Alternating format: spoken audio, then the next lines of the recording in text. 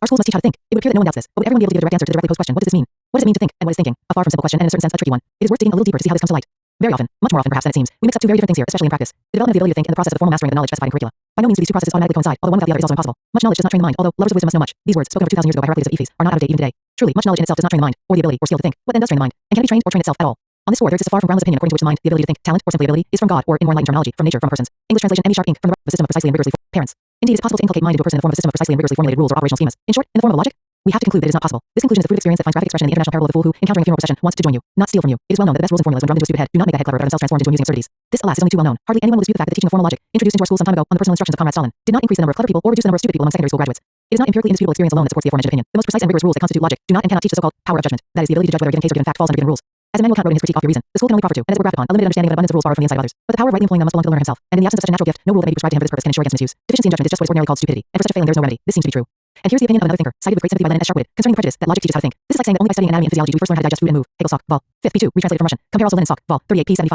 This is indeed a naive prejudice. That is why the introduction of logic into the secondary school curriculum could not justify the hopes that some people place on it. Evidently, everything remains as it was. Anyone, even an obtuse or narrow-minded person, can be trained through study, even to the extent of becoming learned. But as such people are commonly still lacking in judgment, it is not unusual to meet learned men who in the application of their scientific taskat bam, never taskat, is a customary 11. Knowledge betray that original one which can never be made good, so Kant sadly sums up his argument. And with this too we have to agree. But in that case, what about the appeal that forms the title of this article? Have I myself not proven, by reference to highly respected authorities, that this slogan cannot be realized and intelligence is a natural gift and not an acquired skill? Fortunately, this is not so. It is true that the ability or skill to think cannot be grafted into the brain in the form of a collection of rules, formulas, and as people like to say nowadays, algorithms. A human being is still a human being, much as some would like to turn into a machine. In the form of algorithms, you can insert into the skull only a mechanical, that is, a very stupid mind. The mind of a cashier, but not the mind of a mathematician. However, the argument cited above by no means exhausts the position even of Kant, let alone that of a materialist. First, it is not true that intelligence is a natural gift. For his mind, or his ability to think, man owes just as little to Mother Nature as he does to God the Father. To nature he owes only his brain, the organ of thinking. As for his ability to think with the aid of his brain, it not only develops in the sense of improves, but also first emerges only together with his attachment to social human culture, to knowledge. The same goes for his ability to walk upright, which man likewise does not get from nature. This is the same kind of skill as all the other human abilities. True, while any mother easily teaches her child how to use his rear limbs to walk upright, far from every professional pedagogue is able to teach him how to use his brain for thinking. But a reasonably intelligent and attentive mother does this much better, as a rule, than any other kind of pedagogue. She will never shrug off the difficult effort associated with training the mind of her young child on the pretext, so convenient for the mentally lazy educator, that the child in question is naturally or congenitally incapable. The young child is taught thinking by all life around him, by his family, by games, by the courtyard, and by other young children like himself, whether they're older or even younger. Caring for his little brother also requires as well as develops intelligence. The idea of the congenital or natural origin of the ability or inability to think is merely a veil that conceals from the mentally lazy. Pedagogue those real, very complex and individually variable conditions and circumstances that in fact stimulate and form the mind, the ability to think independently. This idea usually serves merely to justify our lack of understanding of these conditions and lazy reluctance to examine them and take on the hard work of organizing them. By shifting the blame onto nature, we preserve a clear conscience and keep up scientific appearances. 12 Journal of Russian and East European Psychology. Theoretically, such a position is incompetent. Morally, it is vile, because it is extremely anti-democratic. Nor is it in accord with the Marxist-Leninist understanding of the problem of thinking, or with the communist attitude to man. In terms of natural endowment, we are all equal, in the sense that 99% of people enter life in this world with a biologically normal brain capable in principle, with a little less or a little more difficulty, of mastering all of the abilities developed by their predecessors. And it ill behooves us to dump onto nature the sins of society, which until now has been less just and democratic in nature in distributing its gifts. It is necessary to open up each person's access to the conditions of human development, including the conditions for the development of the ability to think independently as one of the chief components of human culture. And the school is obliged to do this. Intelligence is not a natural gift. It is society's gift to a person. It is, incidentally, a gift that he will later repay 100-fold from the point of view of a developed society, the most profitable of capital and intelligently organized, that is, a communist society can be constituted only by intelligent people. And never for a minute must we forget that it is precisely the people of the communist future who are sitting behind school desks today. The mind, the ability to think independently, takes form and develops only in the course of individual assimilation of the intellectual culture of the epoch. Properly speaking, the mind is none other than this intellectual culture, transformed into a personal possession and legacy, into the principle of a person's activity. Mind is made up of nothing else but this. To use the high-flown language of philosophy, it is the individualized spiritual wealth of society. And this, to put it simply, means that mind, intelligence, talent, ability, etc., is the natural state of man, the norm and not the exception. The normal result of the development of a biologically normal brain under normal human conditions. Conversely, the stupid person, the person with an incorrigible deficiency of powers of judgment, is above all a maimed person, a person with a crippled brain. And this crippling of the organ of thinking is always a consequence of abnormal and unnatural, from the point of view of the true criteria of human culture conditions. The result of crudely coercive pedagogical influences on this tender organ, especially at an early age. The organ of thinking is much more easily crippled than any other organ of the human body, and it is very difficult, after a certain age, quite impossible, to mend. To cripple it is simple, by means of a system of unnatural exercises, and one of the most reliable methods of such crippling of the brain and intellect is the formal memorization of knowledge. It is precisely by this method that stupid, July, August 2013, people are produced, that is, people with an atrophied power of judgment, people who are unable competently to relate the general knowledge they have mastered to reality, and who therefore make a mess of things. Cramming, backed up by endless repetition, which should be called not the mother but rather the stepmother of learning, cripples the brain and intellect. Paradoxically enough, the truer and cleverer the truths inculcated by cramming, the more crippling the effect. The point is that a stupid and nonsensical idea from the child's own head will soon be dispelled by experience. When such an idea clashes with facts, the child will be forced to doubt, to compare, to ask why, and, in general, to rack his brains. And absolute truth, by contrast, will never give him occasion to do those things. Brain racking of any sort is counterindicative of absolutes. They are motionless and crave only more and more confirmations of their infallibility. It is for this reason that an absolute truth crammed without understanding becomes for the brain something like a track for a train or blinkers for a workhorse. The brain grows accustomed to move only along beaten by other brain's tracks. Anything that lies to the right or left of those tracks is no longer of interest to it. It simply no longer pays attention to other things, regarding them as inessential and uninteresting. This is what the prominent German writer Brecht had in mind when he said, a person to whom it is self-evident that 2 times 2 makes 4 will never be a great mathematician, retranslated from Russian. Everyone knows what an agonizing experience this crudely coercive operation on the brain, cramming and graphing, is for any lively child. Only very unpleasant childhood memories could inspire adults to invent these poetically expressive terms. It is not by chance or by caprice that the child experiences graphing as violence. The point, everyone knows what an agonizing experience this crudely coercive operation on the brain, cramming and graphing, is for any lively child. Only very unpleasant childhood memories could inspire adults to invent these poetically expressive terms. It is not by chance or by caprice that the child experiences graphing as violence. The point is that nature has arranged our brains so cleverly and so well that it has no need of any repetition or special memorization to learn anything that it finds directly understandable, interesting, and useful. So it is necessary to graph only what is incomprehensible, uninteresting, and useless, what has no resonance or counterpart in and does not flow from the individual's direct life experience. As numerous experiments have proved, man's memory stores everything that has been concerned with possessed throughout his life. However, some knowledge is stored in the brain, so to speak, in an active state, within easy reach, and in case of need can always be called into the light of consciousness by an effort of the will. This is knowledge that is closely connected with the sense and object-oriented life activity of man. This active memory is reminiscent of a well-organized workspace in which the craftsman takes hold of the object, instrument, or material he needs without a glance, and without specially recalling which muscle he has to move for this purpose. It is 14 Journal of Russian and East European Psychology. Quite another matter with knowledge that the brain has absorbed in complete isolation from its main activity and placed, so to speak, in reserve. French psychologists, for example, applied such techniques to the brain of an old semi-literate woman to force her to declaim for hours on end ancient Greek verses of which she understood neither the content nor the meaning, and that she recalled only because once, many years before, some diligent gymnasium student had memorized these verses aloud in her presence. In the same way, a stonemason recalled and accurately drew on paper the fantastically intricate twists and bends of a crack in a wall that he had once had to repair. In order to recall things of this kind, a person has to make agonizing exertions, and these very rarely succeed. The problem is that the brain submerges an enormous mass of unneeded, useless, and non-operational information in special dark storerooms below the threshold of consciousness. Everything that a person has seen or heard at least once is stored there, in special, abnormal cases. All the junk that is accumulated in these storerooms over many years breaks through to the surface of the higher regions of the cerebral cortex, into the light of consciousness. Then the person suddenly recalls a mass of trivial details that had apparently been long and finally forgotten. But this occurs precisely when the brain is in a state of passivity, usually that of a hypnotic trance, as in the experiments of the French psychologists. The point is that forgetting is not a defect, quite the reverse. Forgetting is produced by specialized mechanisms of the brain that protect the organ of thinking, the regions of active brain function, from drowning in unneeded information. It is the natural defensive reaction of the cortex to the threat of meaningless and stupid overload. Should the strong locks of oblivion break open one fine day in the dark storerooms of memory, all the trash accumulated there would gush forth into the higher regions of the cortex and make it incapable of thinking, of selecting, comparing, speculating, and judging. The fact that forgetting is not a minus, not a defect of our mind, but quite the reverse, an advantage, pointing to a redundant mechanism that specially and purposely produces it, was graphically demonstrated by the well-known Soviet psychologist and Ilyenkov at a séance with the no less well-known possessor of absolute memory, Shasky. The test subject was able to memorize at one go a list of 100, 200, 1,000 words and reproduce it any time thereafter and in any order. After a demonstration of this astonishing ability, he was asked an innocent question. Could you recall among the words imprinted on his memory the three-letter name of a highly infectious disease? There was a hitch. Then the experimenter appealed to the audience for help. And right away it turned out that dozens of normal people remembered what the man with absolute memory could not remember. The word typhus flashed by on the list, and dozens of people with a relative memory quite involuntarily recorded this word in their memory. The normal memory hid this little word, like all of the other 999 little words, away in a dark storeroom in reserve. But thereby the higher regions of the cortex, which are in charge of thinking, remain free for their special work, including that of purposive remembering by tracing chains of logical connections. It proved just as difficult for a brain with absolute memory to function as for a stomach packed full with stones. This experiment is very instructive. An absolute mechanical memory is not advantageous, but on the contrary, detrimental to one of the most important and intricate mechanisms of our brain and mind. This is a mechanism that actively forgets everything that is not a direct use of the performance of the higher mental functions, everything that is not connected to the logical flow of our thoughts. The brain tries to forget what is useless, what is not connected with active thinking, to sink to the bottom of the subconscious, in order to leave the conscious free and ready for the higher forms of activity. It is this natural brain mechanism which protects the higher regions of the cortex from aggression, from flooding by chaotic mass of incoherent information that cramming destroys and cripples. The brain is violently forced to remember all that it actively tries to forget, to place under lock and key, so that it should not get in the way of thinking. Raw, unprocessed, and undigested by thinking, material is grafted into the brain, breaking its stubborn resistance. Marvelously subtle mechanisms created by nature are thereby spoiled and crippled by crude and barbaric interference. And many years later, some wise educator dumps the blame on nature. With all its might, the natural brain of the child resists being crammed with undigested knowledge. It tries to rid itself of the food that it has not chewed over, to sink it to the lower regions of the cortex, to forget, and over and over again it is schooled by repetition, coerced and broken, using both the stick and the carrot. Eventually the schooling succeeds, but at what price? At the price of the ability to think. How can we not recall here the surgeons from the man who laughs? The pedagogue Comedy impose a permanent fixed grin on thinking, and make it capable of functioning only in accordance with a rigidly grafted schema. And this is the most widespread method of producing stupid people. This refers to Victor Hugo's novel, Long Cuiret. The man who laughs wore a fixed grin on his face because it is good if the student does not take the scholastic wisdom crammed into him very seriously. If he just serves out his time, then they do not manage to cripple him completely, and the real life surrounding the school saves him. Life is always cleverer than a stupid pedagogue. The hopeless blockheads grow precisely out of the most obedient and diligent crammers. This confirms that both obedience and diligence are the same kind of dialectically cunning virtues as all other absolutes, that at a certain point and under certain conditions turn into their opposites, into defects, some of them incorrigible. And it has to be said that any lively child, and this is from nature, possesses a very precise indicator that distinguishes natural pedagogical influences on his brain from violent, crippling ones. He either absorbs knowledge with greedy and lively interest, or displays obtuse incomprehension and stubborn resistance to violence. He either easily, at one go, gets the point, showing pleasure as he does so, or, on the contrary, fidgets, plays up, and just cannot remember apparently simple things. The morally sensitive pedagogue always pays attention to these natural feedback signals, as accurate as the pain that accompanies unnatural exercise of the organs of physical activity. The morally obtuse and mentally lazy pedagogue insists, compels, and eventually gets his own way. The cries of the child's soul are for him empty whims. He simply continues training the child, whether he uses the carrot or the stick makes no difference. And from this follows a simple conclusion that it is as old as the world. It is impossible to teach a child, or indeed an adult, anything, including the ability, skill, to think independently, without adopting an attitude of the closest attention to his individuality. The old philosophy and pedagogy used to call such an attitude love. This little word may also be used. It is not so very imprecise, although some admirers of rigorously mathematical thinking will consider such a definition qualitative and therefore unscientific. Of course, it is also necessary to adopt an intelligent attitude, indications of the child's inner feeling. It may be that he is fidgeting not because he is bored, but because he ate unripe plums the day before. Well, after all, individuality is a capricious and mathematically indefinable thing, but all these are, so to say, ethical and aesthetic preliminaries. How then are we to teach how to think? Here, of course, love and attention to individuality are not much to go on, although we cannot do without them. In broad outline, the answer is as follows. We have to organize the process of the mastery of knowledge, the process of the assimilation of intellectual culture in the same way as the best teacher. Life has organized it for thousands of years. Namely, in such a way that in the course of this process the child should be forced constantly to train, not only and even not so much, the memory, but also the ability independently to solve tasks that require thinking in the proper and precise sense of the word. The powers of judgment, the ability to judge whether or not a given case fits previously mastered rules, and if not, then what? Solving tasks is by no means a privilege of mathematics. The whole of the human search for knowledge is none other than an unending process of posing and solving new tasks, questions, problems, difficulties. And it is self-evident that a person understands scientific formulas and propositions only if he sees in them, not simply material that he has to cram, but, above all, arduously acquired answers to quite definite questions, to questions that emerge naturally from the midst of life and urgently demand answers. It is equally clear that a person who has found in a theoretical formula a clear answer to a question, problem, or difficulty that has been troubling him, in which he has been interested, will not forget this theoretical formula. He will not have to cram it. He will remember it easily and naturally, and if he does forget it, that is no calamity. He will always derive it himself when he again encounters a situation task with the same set of conditions.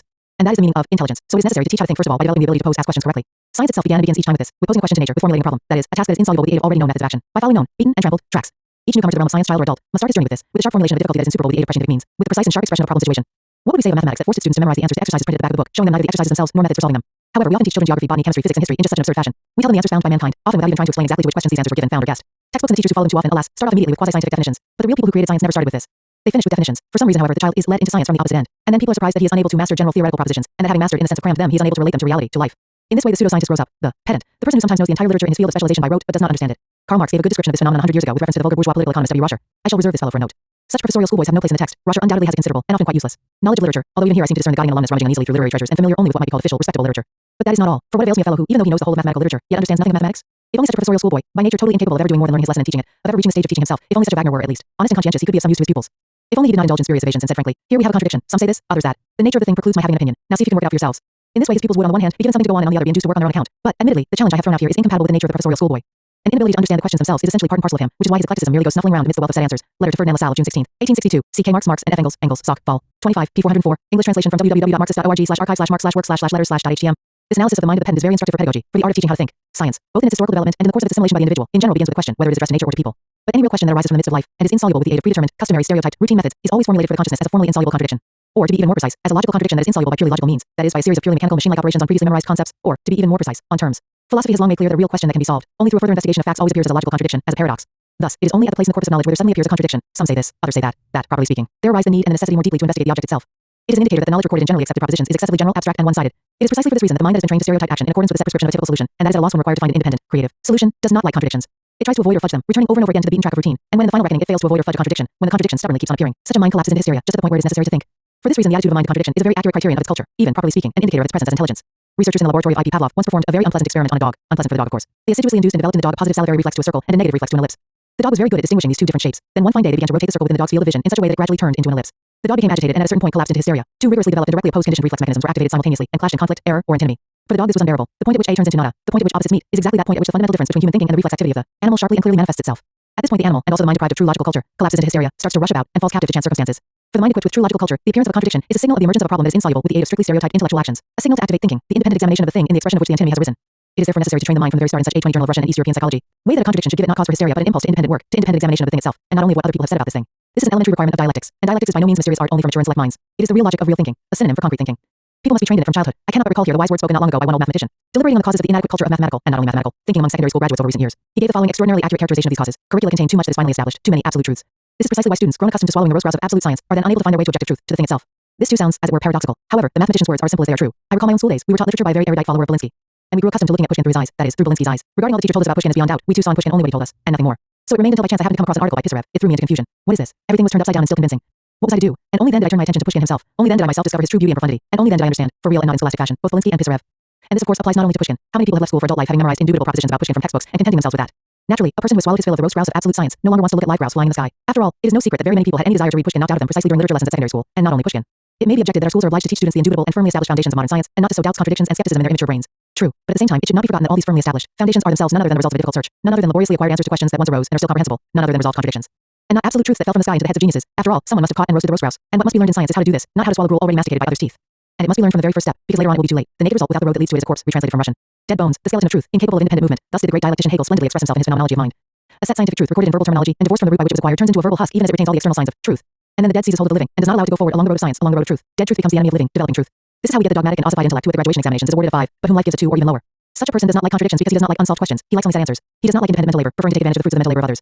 He is a parasitical consumer, not a creative producer. Our schools, alas, have already manufactured many such, and this is inculcated from childhood, from the first grade. And by those pedagogues who like to dump the blame for lack of ability on blameless nature, it is time to drive this vile fable, so convenient for lazy teachers, out of our pedagogical milieu as mercilessly as we drive out the stupid fables of religion. To teach specifically human thinking means to teach dialectics, the ability rigorously to formulate a contradiction, and then find its real resolution through the concrete examination of the thing, of reality, and not by means of formal verbal manipulations that fudge contradictions instead of resolving them. Here lies the whole secret. Here lies the difference between dialectical and formal logic, between human thinking and the psyche of any mammal or the actions of a computer. A computer also enters a state of self-arousal that vary. In the Soviet Union and Russia students were and are graded on a 5-point scale, 5 being the highest mark. Trans.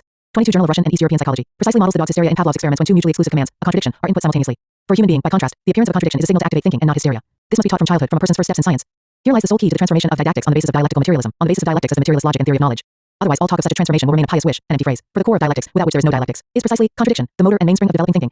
There is nothing especially new here. Any reasonably intelligent and experienced pedagogue does and has always done this. Namely, he always tactfully guides the child into a problem situation, as it is called in psychology. That is, a situation that is insoluble with the aid of methods of action already developed by the child, with the aid of knowledge already mastered by him, but a situation that is at the same time well within his capabilities given his precisely assessed existing knowledge. A situation that on the one hand requires the active use of all his previously accumulated intellectual baggage, and, on the other hand, does not yield completely to him but demands a little extra, an argument of his own, an elementary creative device, a drop of independence of action. If after a process of trial and error a person finds a way out of such a situation without direct prompting or coaching, he takes a real step along the path of mental development, of the development of intelligence. And such a step is worth more than 1,000 truths mastered in the set form of others' words, for it is only and precisely thus that a person develops the ability to perform actions that require him to go beyond the given conditions of a task.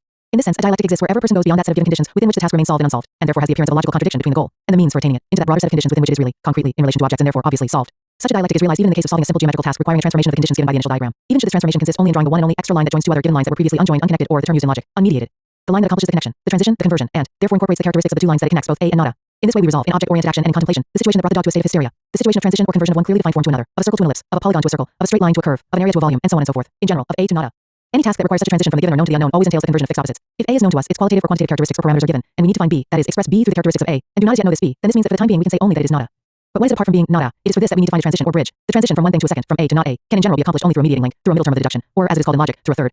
Finding such a middle term is always the chief difficulty of a task. It is here that the presence or absence of sharp-wittedness, resourcefulness, and other qualities of the intelligent mind comes to light. This unknown third always possesses clearly marked dialectical properties. Namely, it must incorporate simultaneously the characteristics of A and the characteristics of B, that is nada. For A, it must represent B, and for B, it must be an image of A. In the same way, a diplomat in a foreign country represents not himself but his country. In country A, he is a representative of nada. He must speak in two languages, in the languages of both countries, in that of the country that he represents, and in that of the country in which he is a representative. In other words, the middle term must directly combine within itself the characteristics of the sides of the contradiction that it mediates, both A and not A. It is the direct unity of opposites, the point at which they turn into one another, for so long as the sides of the contradiction are not mediated. That is, there is A, and alongside it, nada, we have a logical contradiction. A logical contradiction is an unmediated, unresolved contradiction. In the sense that it expresses an unsolved question, it is something intolerable. To solve a question means to find that third by means of which the initial sides of the contradiction, A and not A, are joined, connected, and are expressed through one another, that is, turn in thinking into one another. This is the same situation that they created for the dog in Pavlov's laboratory by turning a circle into an ellipse. But what significance does this have for the movement of thought, for training the ability to think? Enormous significance. Above all, if we have clearly registered the conditions of a task as a contradiction, then our thinking is aimed at seeking out that fact, line, event, action, etc., solely by means of which the initial contradiction can be resolved. For the time being, we do not know what this third is. This is what we must seek and find, but at the same time we do already know something extraordinarily important about it. Namely, it must simultaneously fit the characteristics of A and the characteristics of B, that is, of nada. The search for the middle term of the deduction is therefore goal-directed. It must be a real fact that, expressed through the terms of the initial conditions of the task, will look like A and like nada simultaneously and in the same relation as a contradiction. From the point of view of purely formal thinking, such a fact seems something quite impossible and unthinkable. Yes, it is unthinkable in the sense that it is not as yet present in our thinking and in the field of our contemplation, in the given conditions of the task. But after all, in the final analysis, all progress in our knowledge comes down to bringing what was previously unthinkable within the ambit of our thought. We find, see, and comprehend. And thereby we resolve a previously unresolved task, question, or contradiction. Dialectics consists in formulating a contradiction, bringing it to the fullest sharpness and clarity of expression, and then finding a real, concrete, object-related, and therefore obvious resolution of it. And this is always accomplished by discovering a new fact in the context of which the contradiction previously exposed by us is simultaneously realized and concretely resolved. A sharply formulated contradiction creates a tension of thought that is not released until the fact solely by means of which it is resolved is found. This occurs in both the most complicated cases of intellectual development and in the simplest. It was precisely dialectics that enabled Karl Marx to solve a problem over which bourgeois economists had racked their brains in vain. The problem of the emergence of capital from the exchange of commodities. First of all, a sharp contradiction was registered here. The trouble is that the supreme law of market relations is the exchange of equivalents, of equal values. If I have an object worth 5 rubles, I can exchange it for other commodities that are also worth 5 rubles. I cannot by means of exchange, by means of a series of sales and purchases, turn 5 rubles into 20, if of course we exclude speculation and deception. But how then are profit, surplus value, and capital possible? The law of capital is ceaseless self-expansion, and hence there arises the question: our friend Moneybags, who as yet is only an embryo capitalist, must buy his commodities at their value, must sell them at their value, and yet at the end of the process must withdraw more value from circulation than he threw into it starting. His development into a full-grown capitalist must take place both within the sphere of circulation and without it. These are the conditions of the problem. Hic Rhodus, Hic Salta, here's Rhodes, leap here, K Marx, capital, vol 1 pp 172, 73. English translation from www.econlib.org/library/ypdbooks/marx/mrxcpa. So how then, without any deception, that is, without violating the supreme law of the world of commodities, does capital suddenly make its appearance? A phenomenon the characteristics of which directly contradict the law of the exchange of equivalents?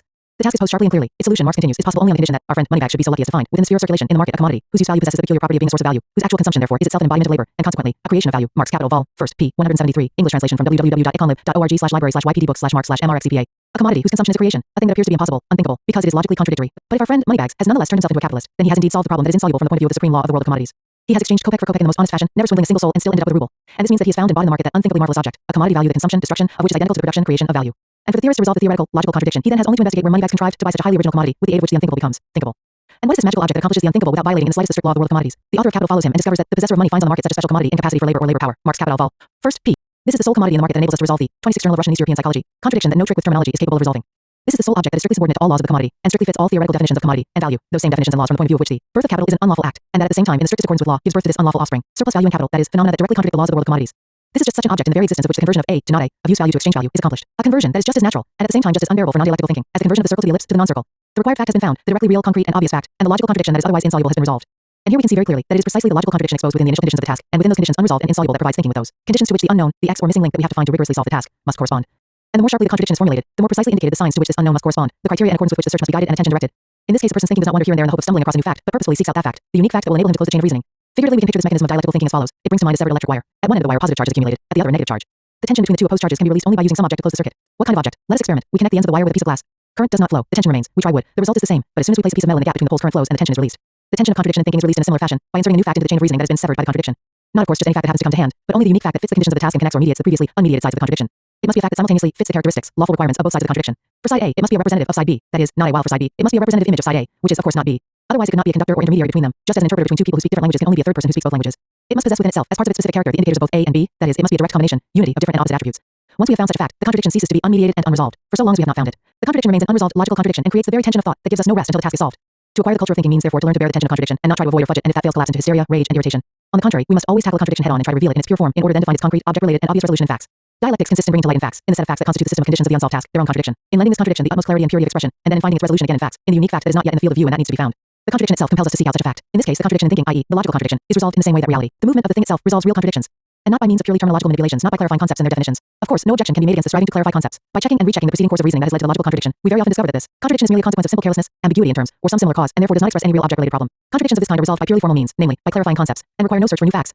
However, dialectics requires formally impeccable thinking. What is said above applies only to those logical contradictions which emerge in reasoning as a result of the most rigorous and formally impeccable thinking, of thinking that gives logical expression to the real conditions of the task.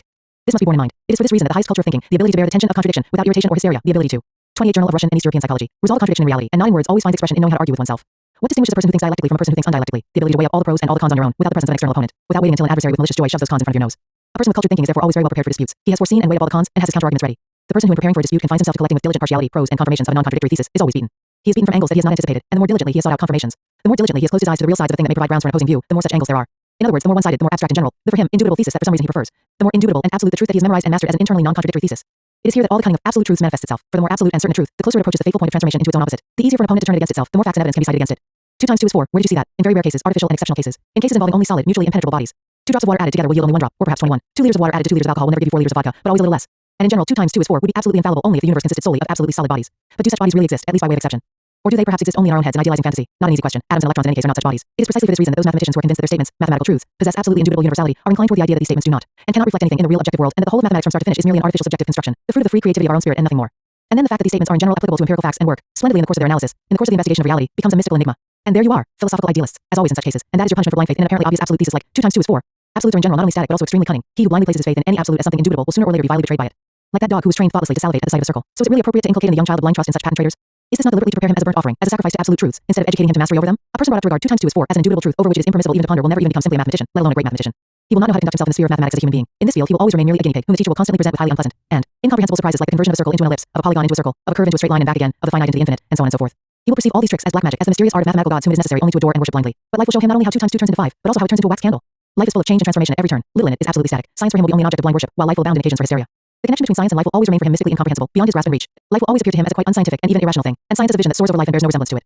The grafting of absolutes onto the brain of the young child can have no other outcome. The stronger and blinder the faith that a person places in their infallibility as a child, the more cruelly life will punish him with disillusionment in science, lack of faith, and skepticism. For in any case he will not evade contradiction, the conflict between a general idea or abstract truth and the diversity of living facts that it does not accommodate. Sooner or later he will be drawn into such a conflict, and will be compelled to resolve the contradiction. And if you have not taught 30 Journal of Russian and East European Psychology him how to do this, if you have convinced him that the truths impressed upon him are so absolute and indubitable that he will never come across a fact that contradicts them, then he will see that you have deceived him. And then he will cease to believe both in you and in the truths that you have drummed into him. Philosophy and psychology established long ago that the skeptic is always a disillusioned dogmatist. That skepticism is the reverse side of dogmatism. These are two mutually reinforcing positions, two dead millstones between which a stupid education grinds the living mind. The training of a dogmatist consists in teaching a person to look at the world around him only as a reservoir of examples that illustrate the correctness of one or another abstract general truth. At the same time, he is carefully shielded from contact with facts that favor the opposing view, and above all, he is prevented from reading works that defend this opposing view.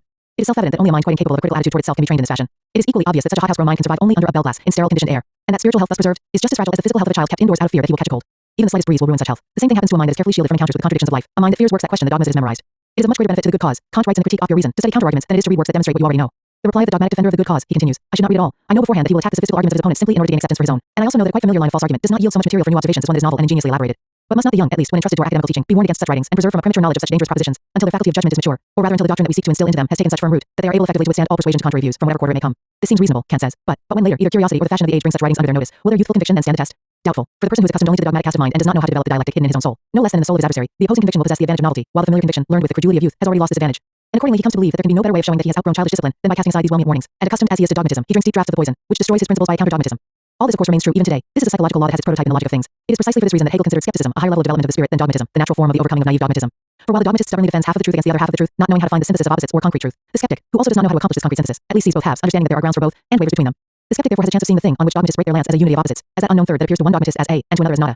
And two dogmatists, like two rams on a bridge, are doomed to eternal strife. They will butt one another until they both fall into the cold water of skepticism. And only after bathing in its sobering stream will they become clever, if of course they do not choke or drown. Dialectical thinking, according to Hegel, incorporates skepticism as its inner, organically inherent element. But as such it is no longer skepticism, but simply rational self-criticism. A living, dialectically thinking mind cannot be constituted from two equally dead halves, from dogmatism and skepticism. It is once again not simply a mechanical combination of two opposite poles, but some third. This third is a combination of rational and therefore firm conviction with equally rational and therefore sharp self-criticism. In the eyes of a dogmatist, this third always looks like skepticism. In the eyes of a skeptic, it always looks like dogmatism. In actual fact, this is dialectics. The dialectics of a mind capable of reflecting the dialectics of reality, a logic of thinking in accord with the logic of things. It is only by keeping all this in view that it is possible to construct a didactics aimed at training a true mind. And if you want to bring a person up as a consummate skeptic and doubter, then there is no more reliable method of doing this than to inculcate in him a blind trust in the absolute truths of science, in the best and truest truths, in those truths that would never deceive him had he learned them not blindly and thoughtlessly but with intelligence. And conversely, if you want to bring up a person who will not only be firmly convinced of the might of knowledge, but will also know how to apply its might to the resolution of the contradictions of life, then measure out for the undoubter a dose of doubt that will do him no harm, a dose of skepsis, as the ancient Greeks called it. Do as physicians have long done when they inoculate a newborn baby with a weakened vaccine of the most terrible, even for an adult, diseases, make him catch these diseases in a weakened, safe form, the form that a person and his mind need. Train him independently to check each general truth in eyeball-to-eyeball confrontation with facts that directly contradict it. Help him to resolve the conflict between general truth and specific fact in favor of authentic, concrete truth, that is, to the joint benefit of science and fact, and not to the benefit of fact and the detriment of science, as often happens with dogmatists who have despaired of resolving this conflict rationally and therefore become disillusioned with science and betrayed on the pretext that it no longer corresponds to life. Then the terrible microbe of disillusionment and skepticism will not lie in wait to poison your student as he crosses the school threshold. Well and truly immunized, he will know how to uphold the honor of scientific knowledge in the event that it comes into conflict with facts and factoids that contradict it. He will know how to interpret these facts scientifically, and not by means of the Philistine adaptation of science to them, not by betraying scientific truths for the sake of the facts, for the sake of life, but in reality for the sake of the Philistine principle of such is life. Only thus is it possible to develop in a person the ability to think concretely, for it is only possible to think concretely, because truth itself is always concrete, because abstract truth does not exist. Lenin. This wise truth, which the greatest minds of humanity, Spinoza, Hegel, Marx, Engels, Plekhanov, Lenin, have not tired of repeating over the centuries, is still unfortunately far from becoming a leading principle of our didactics and pedagogy. True, we very often, too often, perhaps, pay lip service with the word concrete, squandering this precious concept on trifles to which it has no relation. Do we not too often confuse concreteness with obviousness? After all, these are very different things, at least in Marxist-Leninist philosophy, in the logic and theory of knowledge of materialism. In scientific philosophy, concrete is by no means understood to mean obvious. Marx, Engels, and Lenin categorically repudiated the equating of these two concepts as a very bad legacy of medieval scholastic philosophy. For Marx, Engels, and Lenin, concrete is a synonym of unity in diversity. That is, the word concrete is reserved for a lawfully connected aggregate of real facts, or system of determining facts, understood in their interconnection and interaction. Where there is no such system, where there is merely a heap or conglomeration of all sorts of obvious facts and examples confirming some meager and abstract truth, there can be no question of any concrete knowledge from the point of view of philosophy. On the contrary, in this case, obviousness is merely a masquerade costume under which is hidden from people the most cunning and most repulsive enemy of concrete thinking, abstract knowledge in the worst and most precise sense of the word, in the sense of empty, isolated from life, from reality, from practice. True, you often hear the following justification, up in the higher realms of philosophical wisdom, concrete may mean some very complicated things. But didactics is a simpler science. It does not concern itself with the heights of dialectics, and it is thus permitted all that is not permitted to higher philosophy. Therefore, it is not so terrible if we understand by concreteness precisely obviousness and do not go into excessively fine distinctions. At first glance, this seems right. So what if in pedagogy the term concrete is not distinguished very clearly from the term obvious? Is it really a matter of terminology? A rose by any other name smells as sweet. If it were merely a matter of terminology, we could agree with all this. But the trouble is that it is not. The point is that while it may all begin with confusion over terms, the confusion to which this leads is no joking matter. In the final analysis, obviousness, the principle in itself is neither good nor bad, is not the ally and friend of true, equal to concrete, thinking that the didacticians think it must be, but something quite the reverse. It is precisely that masquerade costume under which is hidden the most abstract, in the worst sense, thinking and knowledge. Combined with true concreteness, obviousness is a mighty means of developing a thinking mind. But combined with abstractness, the same obviousness becomes a reliable means of crippling and perverting the child's mind. In the one case it is a great blessing, in the other an equally great evil, just as rain may benefit the harvest in one case and harm it in another. And when teachers forget this, when they start to see obviousness as an absolute and unconditional blessing, as a panacea for all evils, and above all for bad abstractness, for the formal verbal assimilation of knowledge, it is then that they unknowingly render the greatest service to the enemy, the abstract. They hospitably throw open to him all the doors and windows of the school, provided that he has the wit to appear there in the masquerade costume of obviousness, under a cloak decorated with little pictures, graphic textbooks, and the other attributes that make up his concrete camouflage. And that is terrible. An open enemy is much to be preferred over an enemy who passes as a friend. That is where the confusion leads. First let me tell a wise parable made up 150 years ago by a very clever man. This parable is titled, Who Thinks Abstractly? Here is the first part. A murderer is being led to execution. For the crowd of onlookers he is a murderer and nothing more. It may so happen that ladies who are present observe, among other things, that he is a fine figure of a man, even a handsome man. The crowd finds this a reprehensible remark. What? The murderer is handsome? How can you think such a terrible thing? How can you call a murderer handsome? You yourselves, I dare say, are no better. And perhaps a priest, in the habit of looking deep into things and into human hearts, adds, this is a sign of the moral corruption that reigns in the highest circles of society. The connoisseur of people takes a different approach. He traces the course of events that shape the criminal and discovers in the story of his life and upbringing the influence of parental discord in his family. He sees that once this person was punished with excessive severity for a trifling offense, this has embittered him, inclined him against the legal order, and aroused his resistance, placing him outside society, so that eventually crime has become his sole means of self-affirmation. The crowd, were they to hear this, would surely be indignant. He wants to justify a murderer. I recall how in the days of my youth there was a mayor who complained that writers had sunk so low as to undermine the foundations of Christianity and the legal order. One of them, heaven forbid, even defended suicide. Further explanation by the shocked mayor made it clear that he was speaking of Thorwald's, the sufferings of young Werther. This is what is called thinking abstractly, seeing nothing in a murderer beyond the abstraction that he is a murderer, and by means of this simple quality extinguishing all other qualities of the human being and the criminal. But let us proceed to the second part of the parable. Hey, old woman, you're selling rotten eggs, the shopper says to the trader. What? The trader burst out. My eggs are rotten? You're rotten yourself. You dare to tell me such a thing about my wares? And who are you? Your dad was eaten alive by lice and your mom had affairs with Frenchmen. You, whose grandma snuffed it in an almshouse. Look, you've twisted a whole bedsheet into your shawl. Never fear, everyone knows where all this stuff came from. If it weren't for the officers, you and your kind wouldn't be parading around in finery. Decent women take better care of their homes, but the place for you and your kind is in jail. You'd be better off darning the holes in your stockings. In short, she cannot make allowance for the tiniest drop of good in the woman who has insulted her. Retranslated from Russian, exact source not given in original. She too is thinking abstractly, summing up everything, starting with the shawl and ending with the stockings from head to toe, and throwing in the shopper's dad and other relatives for good measure, exclusively in the light of her crime and saying that the trader's eggs were not fresh. She views everything through the prism of these rotten eggs, whereas those officers to whom she refers, if of course they have anything to do with the matter at hand, which is very doubtful, would prefer to notice quite other things in a woman. This parable does not seem to need lengthy commentary. Its author, the great dialectician Hegel, uses it to illustrate a very simple and deeply true, albeit at first glance paradoxical, proposition. Who thinks abstractly? The uneducated person, and by no means the educated one. The person of intellectual culture never thinks abstractly because that is too easy, by reason of the inner emptiness and pointlessness of this pastime. He is never contented with a meager verbal definition, murderer, etc., but always tries to examine the thing itself in all its mediations, connections, and relations, and moreover, in development, causally conditioned by the entire world of phenomena that has produced this thing. It is thinking of this kind, cultured, competent, and flexible object-oriented thinking, that philosophy calls concrete thinking. Such thinking is always guided by its own logic of things, and not by any narrowly selfish, subjective, interest, prejudice, or aversion. It focuses on the objective characteristics of the phenomenon, aiming to reveal their necessity, that is, the law that governs them, and not on trivial details that happen to catch the eye, be they 100 times more obvious. Abstract thinking is guided by general words, by memorized terms and phrases, and therefore sees very little of the wealth of real phenomena. It sees 36 Journal of Russian and East European Psychology. Only what confirms or provides graphic, obvious proof of a dogma or general conception that is stuck in the head, or in many cases, simply what conforms to a narrow egoistic interest. Abstract thinking is no merit, as people sometimes think it is, associating the term with the idea of higher science as a system of ultra-incomprehensible abstractions that hold sway somewhere above the clouds. This idea of science is held only by those whose sole experience of science is secondhand, who know the terminological surface of the scientific process but have not penetrated to its essence. Science, if it really is science and not a system of quasi-scientific terms and phrases, is always an expression, reflection of real facts, understood in their interconnection. A concept, unlike a term, which requires simply to be memorized, is a synonym for an understanding of the essence of facts. A concept in this sense is always concrete in the sense of object-related.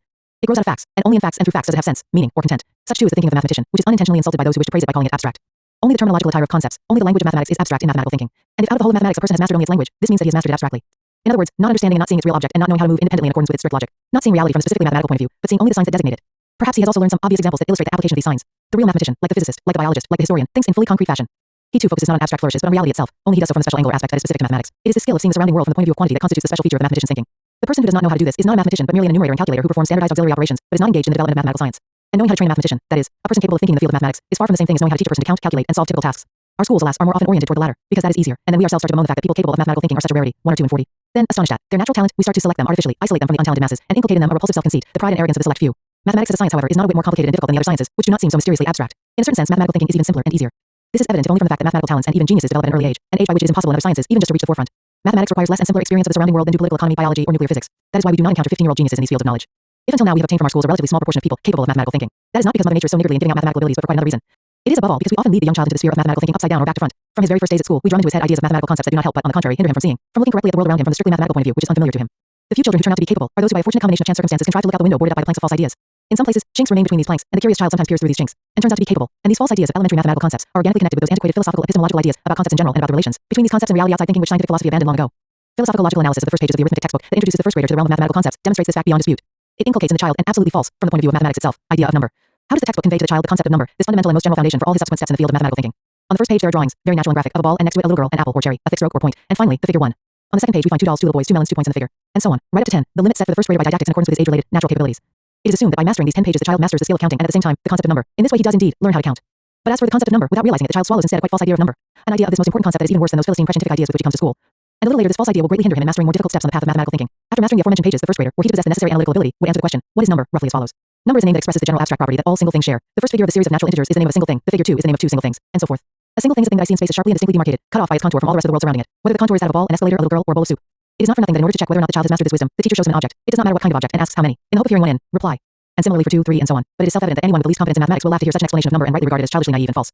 In fact, this is merely a special case of the numerical expression of reality, and the child is forced to master it as a most general case, as an idea of number in general. As a result, his very first steps in the realm of mathematical thinking, which he hesitantly takes under the teacher's supervision, already lead him into confusion, into a dead end.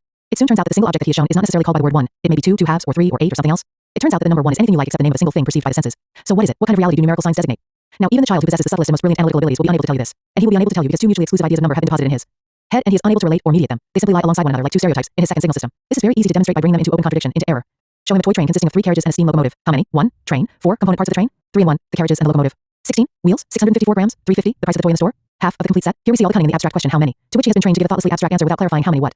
And he is even trained to renounce such a wish to clarify, if he had it, as a wish that it is necessary to leave outside the entrance to the temple of mathematical thinking, where in contrast to the world of his direct experience both a tasty candy and a revolting spoonful of castor oil mean the same, namely, 1.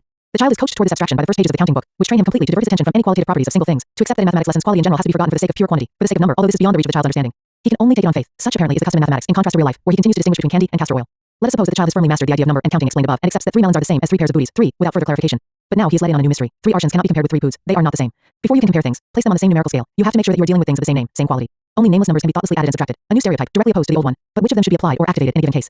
Why is it possible and necessary to compare 2 boys and 2 cherries in one case, while in another it is not necessary and not permitted? Why in one? Archon, an old measure of length, equivalent to about 28 inches or 71 centimeters. Pood, an old measure of weight, equivalent to about 36 pounds or 16.4 kilograms. Trans. Cases is the same, namely, single centrally perceptible things without further clarification, while in another not the same, differently named, unlike, though also single, things. Indeed, why? The teacher does not explain. He simply shows, using obvious examples, that in one case you have to do it this way while in the other you have to do it that way. The child is thereby given 2 highly abstract set ideas of number, but is not given a concrete concept, that is, an understanding of it. This is very reminiscent of the didactic principles for learning some sense that are ridiculed in a wise folktale. Simpleton, oh simpleton, instead of lying on the bed, why don't you go hang around people and learn some sense? Catching sight of some peasants hauling sacks of wheat, the obedient and diligent simpleton goes and hangs around one of them then another. Simpleton, you should have said, I want to join you, not steal from you. The simpleton obediently follows this precious instruction as well. Here too, the teacher supposes that concretely, with the aid of the very obvious expression, hang around, he has explained to the child how the child can learn some sense. But the child, like the simpleton in the tale, does not understand the wise allegories of the adults. He understands them literally, comprehending their words and explanations only what is familiar and understandable to him from his own life experience. And as his experience is much poorer than the experience of adults and the words that express this experience, he catches only part of the meaning embodied in these words, understanding them literally, abstractly, that is, in a one-sided, very general fashion. As a result, instead of acquiring a concrete understanding, and under guise of such an understanding, he learns and takes as his guide an extremely abstract and general, and therefore cunningly ambiguous, prescription. The same is true with regard to number. First, it is explained to the student that number 1, 2, 3, etc. is a verbal or graphical sign that expresses a common property shared by all single things perceived by the senses, no matter what they may be, little boys or apples, iron weights, poods, or wood laths, Archons. But when he diligently sets about acting on the basis of this abstract idea of number, here as elsewhere, abstract does not mean not obvious. On the contrary, it is extremely obvious. Abstract here means poor, meager, one-sided, undeveloped, too general as the expression hang. Literally, Petchka, the heated sleeping platform in a peasant hut, trans, around, and starts to compare poods with Archons. He is reproached. You are incapable. Here you should have checked first whether these are identically named things. The diligent and obedient student is prepared to compare only identically named things, but that was not the case here. In the very first task, he encounters not just boys and not just apples, but boys mixed up with apples, not to mention pernicious girls, each of whom wants to obtain more for an apple than each boy. It turns out that it is not just possible, but even necessary to add, subtract, multiply, and divide numbers that express differently named things. To divide apples by boys, add boys to girls, divide kilograms by meters, and multiply meters by minutes. Numbers that are identically named in one case and in one sense turn out to be differently named in a second and third case or sense. In one case, one stereotype must be activated. In another, the directly opposed stereotype. Which of the two should be applied in a given case? Which of the memorized rules has to be recalled? And there are more and more rules as you proceed. And they are all contradictory. And the confused child starts to act by the method of trial and error, bustling about here and there. When this highly vaunted and unproductive method finally leads him into a dead end and refuses to yield answers coinciding with those printed at the end of the book, the child starts to get nervous, cries, and eventually collapses either into hysteria or into the state of torpid gloom and quiet despair known as the ultra-paradoxical phase. Every one of us, alas, has observed and observes this picture every evening in almost every apartment. Have you really counted the bitter tears shed by young children over their arithmetic homework? But then it is well known that many children experience arithmetic lessons as hard labor or even as a cruel torment, thereby acquiring a lifelong aversion to the subject. In any case, such children outnumber those fortunate individuals, the able, talented, gifted, who find in arithmetic an interesting pastime, a field for the exercise of their creative powers, inventiveness, and resourcefulness. And nature bears not the slightest blame for this situation. Didactics is to blame. The blame lies with those ideas about the relation of the abstract to the concrete, of the general to the single, of quality to quantity, and of thinking to the world perceived by the senses that to this day, alas, lie at the foundation of many didactical programs. Elementary analysis of the first pages of the arithmetic textbook described above shows that ideas about all of these logical categories remain at the level of development of logic as a science that this esteemed science had reached at the time of Jan Amos Kamensky, Comenius, and John Locke. 42 Journal of Russian and East European Psychology. The idea of the concrete as what is obvious to the senses, an idea that leads in practice to the child having the abstract drummed into his head under the guise of the concrete. The idea of quantity, number, as something that is obtained by completely abstracting from any and all qualitative characteristics of things, by equating boys with poods and apples with Archons and not, as the science of logic demonstrated over 150 years ago by analyzing a clearly manifested quality. The idea of a concept as a word or term that expresses the general abstract essence that exists in all things of a given kind, a superficial idea that leads to the child mastering merely an abstract verbal conception instead of and under the guise of a concrete concept. The idea of a contradiction as something bad and intolerable, as merely an indicator of slovenly and inexact thinking, as something that must be eliminated as fast as possible by means of verbal clarification and terminological manipulation. These are all ideas that today, from the point of view of contemporary logic, from the point of view of dialectics as the logic and theory of knowledge of contemporary materialism, must be evaluated as superficial, archaic, naive, and, let us not beat about the bush, reactionary. In order that our schools should be capable of teaching how to think, and in order that they should actually teach how to think, we must resolutely reconstruct the whole of didactics on the basis of the contemporary, Marxist-Leninist, understanding of all logical categories, that is, of concepts that express the true nature of developing thinking. Otherwise, all talk of improving didactics will remain merely a pious wish, and the teaching process based on this didactics will continue to produce capable minds only as an exception to the rule. Otherwise, we shall continue to place all our hopes concerning the gifted on the favors of Mother Nature. We shall wait for these rare favors instead of grasping them. And a gleam of hope in this regard is already visible. In the laboratory of the Institute of Psychology of the Academy of Pedagogical Sciences of the RSFSR, research has started under the leadership of V.B. Elkonin and V.V. Davidov, specially aimed at laying under the pedagogical process a firm foundation of contemporary philosophical logical ideas about thinking and its connection with contemplation, with obviousness, the connection between the universal and the single, between the abstract and the concrete, between the logical and the historical, and so on. In this research, an attempt is being made to organize the individual assimilation of scientific knowledge in such a way that it should reproduce in compressed and abridged form the real process of generation and development of this knowledge. Here the child is from the very start not a consumer of set results embodied in abstract definitions, axioms, and postulates, but so to speak, a co-participant in the creative process. By no means, of course, does this mean that each child is forced independently to invent all those formulas that people of past generations have already invented for him over the centuries and millennia. But he must retrace the logic of the road traveled. Then he will master these formulas not as abstract magical descriptions, but as real, quite concrete general principles for solving real concrete tasks. Concrete general principles. This sounds rather paradoxical to a person accustomed to thinking, more correctly, to saying that general means abstract and that concrete means single and obvious to the senses. However, from the point of view of the concept of dialectics, this is by no means a paradox, by no means an unexpected combination of mutually exclusive terms. From the point of view of dialectics, a concept is precisely concrete universal, in contrast to the abstract general term that expresses a one-sided, albeit highly obvious, idea about things. Thus, researchers at the laboratory of Elkonin and Davidov are convinced that the accepted methodology of teaching how to count, as described above, gives children not the concept of number but merely two abstract and mutually contradictory ideas of number, two special cases of the numerical expression of real things instead of a truly general principle. Moreover, this methodology presents one of these special cases as general and the other as more complex, as concrete. In one case, number expresses the quantity of single things, in the other case, the quantity of their component parts. Having grasped this, the researchers concluded that the sequence of the accepted methodology must be reversed. First, children should have the truly general nature of number explained to them, and only then should they be shown the two special cases of application of the concept. But clearly you cannot convey to a child the concept of number purified of all traces of obviousness, of connection with any one special case. So it is necessary to seek and find a special, and therefore obvious sense and object-related case in which number and the need for actions with number appear to the child in general form. We have to look for a special characteristic that expresses only the general nature of number and does not again palm off as general something that is merely special. Trying to solve this partly psychological, partly logical and mathematical problem, the researchers concluded that it is wrong to start teaching children mathematics with number, that is, with counting and computing operations, whether on single things or on their component parts. 2. 44 Journal of Russian and East European Psychology. There is every reason to suppose that the actions with numbers that make up traditional arithmetic are far from the simplest and easiest to learn, and that arithmetic does not constitute the bottom floor of mathematical thinking. The bottom floor rather consists of certain concepts that are usually considered part of algebra. Another paradox, for according to long-established tradition, algebra is a more complex and difficult thing than arithmetic. Only when children reach the 6th grade are they capable of tackling it, and in the history of mathematics it came later than arithmetic. Analysis shows that in the history of knowledge, algebra must have arisen no later than arithmetic. Of course, I am talking about the real history of people's mathematical development, and not about the history of mathematical treatises, which reflected true history only in retrospect and therefore upside down. As research demonstrates, man became aware of the very simple quantitative relationships that algebra describes before he invented number and counting. Indeed, people of necessity must have used such words as more, less, farther, nearer, than, previously, equal, and unequal before they invented number counting and the addition, subtraction, multiplication, and division of numbers. It was precisely in these words that general quantitative spatial temporal relationships between things, phenomena, and events found their expression. But naturally, this stage in the development of mathematical thinking was not recorded in special treatises on mathematics. And if the real history of the development of mathematical thinking began before the appearance of the first theoretical treatises on mathematics, then the logical sequence for teaching mathematics, that is, for developing mathematical ability, must also start from the real beginning. It must start by orienting the child correctly on the quantitative plane of reality, and not by teaching him number, which is merely a late, and therefore more complex, form of the expression of quantity, merely a special case of quantity. Therefore, it is necessary to start with actions that mark out for the child this quantitative plane of the reality he sees around him. In order to approach number at the next stage is the developed form of expression of quantity, as a later and more complex intellectual abstraction. The principle of the coincidence of the logical with the historical is a great principle of dialectical logic, but once again, its application hangs on one dialectically cunning detail, namely, the logic must correspond to the real history of the object, and not to the history of theoretical ideas about this history. Analyzing the history of political economy, Karl Marx noted a circumstance that is of great importance from the point of view of dialectics. The historical development of all sciences leads to their true point of departure only through a multitude of roundabout and intersecting paths. Unlike other architects, science not only draws castles in the air but erects some stories of the building before laying its foundation. Contribution to the critique of political economy, p46, retranslated from Russian. Yes, science discovers in its object the true logical foundation upon which the upper stories rest only in retrospect. Until then, this foundation is presupposed by the upper stories, but is not clearly understood, demonstrated, and analyzed. It is presupposed in a confused, indistinctly formulated fashion, often in the form of mystical ideas. This is what happened, for instance, in the case of differentiation. Newton and Leibniz discovered differentiation and taught people how to use it, but themselves could not understand on what real foundations its entire complex construction rests. That is, which simpler concepts and actions it really presupposes. This was established only later by Lagrange, Euler, and other theorists. Number and counting really presupposes real preconditions, a number of ideas that mathematics, like all sciences, was to come to understand only in retrospect. I speak here of the general preconditions of both number and counting, of the concepts that must be developed and mastered before number and counting because they are more general in character and therefore logically simpler. The mathematical signs, with the aid of which these simplest and most general concepts are recorded, are not figures but rather signs that have long been used by algebra. They are the signs for equality, equal to, and inequality, not equal to, for more, less than, and for less, LT, and all of these signs designate relations between magnitudes, precisely between magnitudes, that is, between any magnitudes of whatever kind, whether expressed in terms of number or not, whether spatial, geometric, or temporal, relations between magnitudes in general. It is self-evident that the idea of magnitude arose in the history of people's thinking before the ability to measure these magnitudes precisely by one means or another and to express them in terms of number. The ability especially to mark out from the entire diversity of qualities of things that are perceived by the senses just one quality, namely, their magnitude. And then the ability to compare these magnitudes, or to compare things only as magnitudes, to judge whether they are equal or not, to judge which of them is bigger or closer and which smaller or farther, in space or in time. And then, when it was discovered that judgments of this kind are too general, too incomplete, equal to abstract, to act in the world on their basis, the question began to arise, bigger or smaller by how much? And only at this point did the need for and practice of number and counting arise, because without them, without these more concrete, complex, developed concepts of quantity, it would have been impossible to solve more complex and concrete object-oriented practical tasks connected with reflection of the quantitative determinacy of the surrounding world. Man invented number not by abstracting from all inequalities, not by learning not to pay attention to the difference between a stone and a piece of meat, between a stick and a fire. Just the reverse. In number and counting, he found a means for the deeper and more concrete expression, precisely the qualitative, the most important and the first determinacy. Man's need of number arose when and only when life placed him before the necessity of saying to someone else or to himself not simply more or less, but how much more or less. This presupposed a higher and more developed way of relating to the things of the surrounding world than that on the basis of which he had learned to distinguish magnitudes only approximately, abstractly. Number presupposes measures a category more complex than quality, and quantity, a category that makes it possible to reflect the quantitative aspect of the quality marked out more precisely, more concretely than before. And to record this more concrete idea precisely with the aid of figures, and not simply by means of the words more, less, equal, and unequal. From a general, diffuse, and undifferentiated idea of quantity, man moved toward and arrived at a more perfect and precise, that is, concrete, idea of quantity, namely number.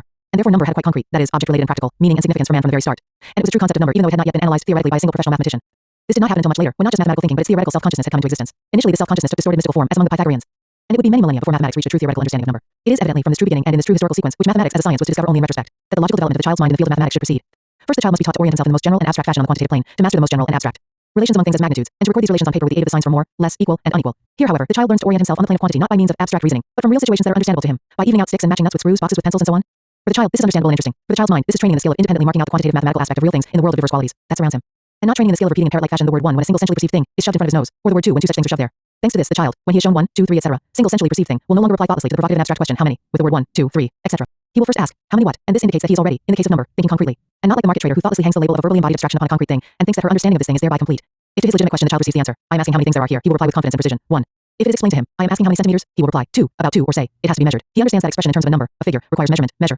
Two important elements of intelligence are trained here simultaneously. First, the ability to relate correctly to a question, how many, and to ask the question oneself to clarify the task in terms sufficiently concrete to make possible a precise and unambiguous answer, how many what. And second, the ability correctly to correlate a numerical sign with reality in its mathematical aspect. The child's mind proceeds here not from obvious particulars to the abstractly general because this is a quite unnatural and fruitless path in science, but from the truly universal, abstract, to the diversity of particulars within his grasp, i.e., to the concrete. For this is how science itself develops, assimilating more and more particulars in the light of initial principles, and not the other way around, not departing from particulars into the lofty heights of empty abstraction. Here thinking moves constantly within sense and object related, and 48 Journal of Russian and East European Psychology, therefore also obvious, material, moves in accordance with facts, never for a moment severing connection with them. In this way the child masters the actual sense and object-related reality of mathematical concepts, and not a poor or set substitute for that reality, not obvious examples of set abstractions that are incomprehensible to him. Mathematical thinking develops within him. There is no need to cram into him heaps of abstract words, prescriptions, stereotype schemas, and typical solutions that he is then quite unable to apply. Therefore he does not then face the supremely absurd task of somehow applying the general knowledge he has acquired, i.e. crammed, to life, to reality. For him this general knowledge is from the very start none other than reality itself, reflected in its essential features, that is, in concepts. In concepts he masters precisely the reality that they reflect, and not abstractions, that he is then quite incapable of correlating with reality. The reader pedagogue who hoped to find in this article a detailed set prescription in answer to the question, how should I teach how to think, will probably be disappointed. All this is too general, he will say, even if it is true. Quite right. Philosophy is incapable of offering the pedagogue any set prescriptions or algorithms on this score. A great deal more effort must be expended in order to bring the principles I have enunciated to such a degree of concreteness as would make them directly applicable to daily pedagogical practice.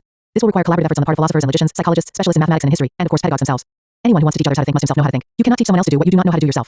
No didactics will teach a pedagogue how to teach thinking if that pedagogue is an indifferent machine-like person accustomed to working in accordance with stereotype, to following a rigidly programmed algorithm in his head. Each pedagogue must be able to apply general theoretical, and in particular, general philosophical, principles to his own concrete subject. He should not wait for someone else to do this for him and bring him a collection of set prescriptions that relieve him of the burden of intellectual labor, of the need above all to do his own thinking. Even the best and most elaborately developed didactics will not free the pedagogue of this necessity. However concrete and detailed it may be, between its general propositions and unique pedagogical situations there will remain a gap. And only the pedagogue who thinks dialectically, only the person with the developed power of judgment, will be able to overcome this gap between the universal and the single. July August 2007 49. Our schools must teach how to think. This means that each pedagogue must teach how to think. To think at the level of contemporary logic, that is, at the level of dialectics as the logic and theory of knowledge of the materialism of Marx, Engels, and Lenin. Without this, all our efforts will come to naught, and didactics will remain at the level of John Locke and Johnny Moskowensky. Notes. 1. See V. V. Davidov, Sviazis teorii obobczenia s programowaniem obogczenia, Instytut Myšlenia Sovětskoj psychologii. 2. For a detailed analysis of this problem, see the book Возрастная возможность usłania znaний.